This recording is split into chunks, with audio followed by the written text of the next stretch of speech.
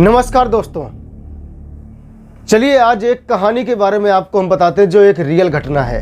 तो बात करते हैं नफरत, गुस्से और तीन मौत की एक ऐसी दर्दनाक कहानी है जिस पर यकीन करना भी मुश्किल है। वो इसलिए क्योंकि इस कहानी में नफरत और गुस्से की स्याही परछाई से ज़्यादा मोहब्बत और कुर्बत की खूबसूरती दिखती है।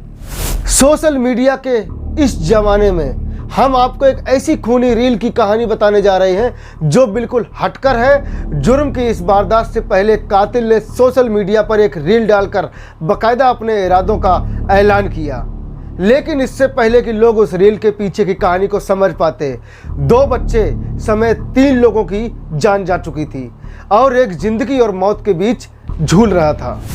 एक रील जिसमें चाचा और भतीजी के प्यार को दिल छू लेने वाली तस्वीरें हैं और दूसरी रील में भी ऐसा ही कुछ नजर आता है। इन दोनों की रील्स में एक किरदार कॉमन है, लंबी लंबी मूंछों वाला एक शख्स, जबकि जो किरदार अलग है उसमें दोनों ही रिश्ते में उस शख्स के बेहद करीबी है। एक है उसकी 12 साल की भतीजी दिव्यांशी और दूसरा महज 9 महीने का उसका नन्हा सा भतीजा सूर्य प्रकाश। सोशल मीडिया पर मौजूद ये रील्स ये बताने के लिए काफ़ी है कि चाचा को अपने इन लाडलों से कितना प्यार है, लेकिन अपने भतीजी के साथ जिस प्यार के भरे रिश्ते को देखकर कल तक दुनिया रश्क करती थी, आज उसी रिश्ते का अंत जानकर उस पर यकीन करना मुश्किल हो रहा है, क्योंकि इस चाचा पर ही अपने इन फूल से भतीजी के कत्ल का इल्ज़ाम लगा है। फौरी तौर पर उसकी रील्स को देखकर ज़्यादा हैरानी नहीं होती, क्योंकि सोशल मीडिया पर इस तरह की डायलॉगबाजी का आजकल ज़बरदस्त चलन है।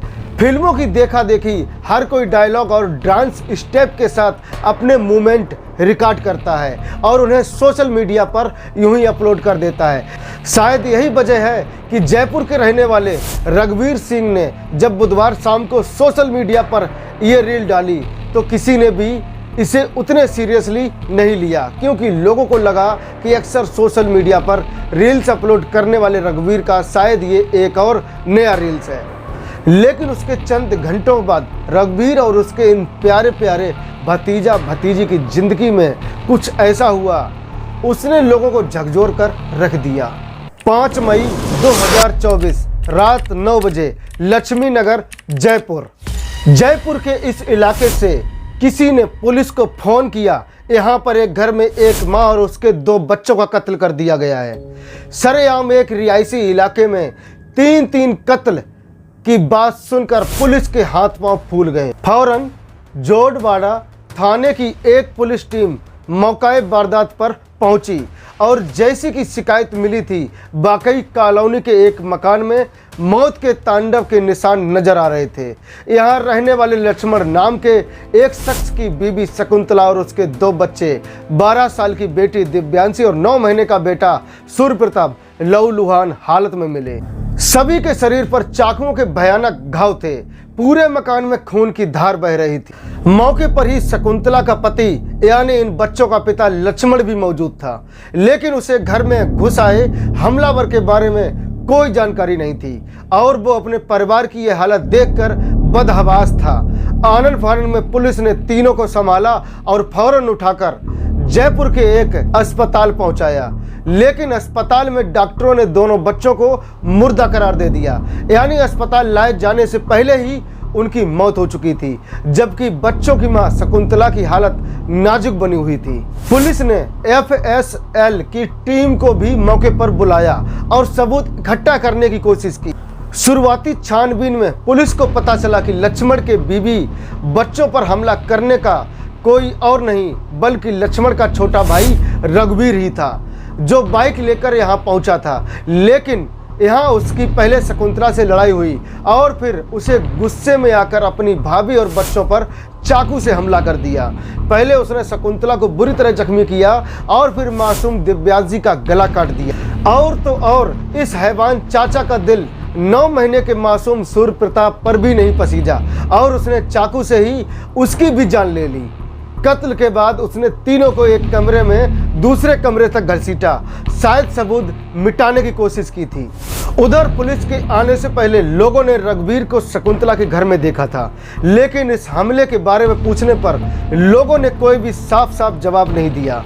मगर जब तक लोग पुलिस को फोन कर इस वारदात की जानकारी देते और पुलिस मौके पर पहुंचती, रघुवीर बाइक लेकर मौके से फरार हो गया था। अब दो बच्चों के इस भयानक कत्ल और शकुंतला पर हुए कातिलाना हमले को लेकर पुलिस का शक तो रघुवीर पर ही था, लेकिन इससे पहले कि पुलिस उसे पकड़ पाती, इस मामले में एक और बड़ा ट्विस्ट आ गया।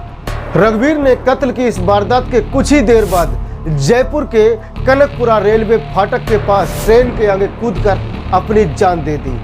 खबर मिलने पर पुलिस ने रेलवे ट्रैक के पास से ही उसकी लाश बरामद की, लेकिन अब सबसे बड़ा सवाल यही था कि आखिर एक ऐसा शख्स जो अपने भतीजी से बेहद प्यार करता था, आखिर उसी ने अपने हाथों से उन मासूमों का कत्ल क्यों कर डाला?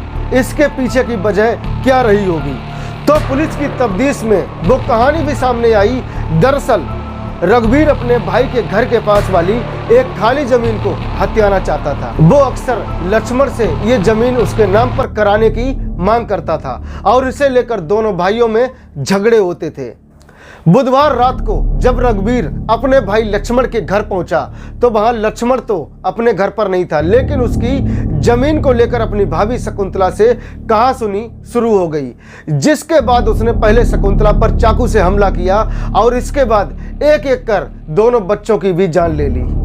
हालांकि सोशल मीडिया पर उसकी ओर से अपलोड की गई इस लास्ट रील को देखकर यह साफ है कि बुधवार की शाम मरने मारने का इरादा करके ही लक्ष्मी नगर में अपने भाई के घर पहुंचा था। पुलिस की माने तो रघुवीर ने सोशल मीडिया पर जो लास्ट रील अपलोड किया था उसमें पहले ही उसने शाहरुख खान के कुछ क्लिप्स लगाए और फिर उसी की नकल करते हुए उसने कहा कि ये रात इस दुनिया में उसकी आखिरी रात है। इसके बाद वो हमेशा हमेशा के लिए सबसे विदा लेकर दूर चला जाएगा। लेकिन जैसा कि हमने पहले आपको बताया, तब उसके इस रील को देखकर किसी ने भी ये नहीं सोचा था कि उसके दिमाग में क्या चल रहा है और ऐसी क्या भयानक वारदात को अंजाम दे सकता है। लेकिन इस रील के बाद जब उसने अपने ही घर पर लाशें बिछाने की शुरुआत कर दी और वो भी अपने ही छोटे छोटे और प्यारे प्यारे भतीजा भतीजी को अपनी नफरत का शिकार बनाया, उससे लोगों को ये बात समझ में आ गई कि आखिर रघुवीर के दिमाग में चल क्या रहा था। फिलहाल पुलिस ने शकुंतला के बयान पर रघुवीर के खिलाफ केस तो दर्ज कर लिया, लेकिन दो बच्चों के कत्ल का मुलजिम रघुवीर अब खुद ही इस दुनिया से दूर जा चुका है। बाकी आप इस रियल घटना से क्या समझते हैं वो कमेंट में जरूर बताएं और सतर्क रहें, सावधान रहें। जय हिंद, जय भारत।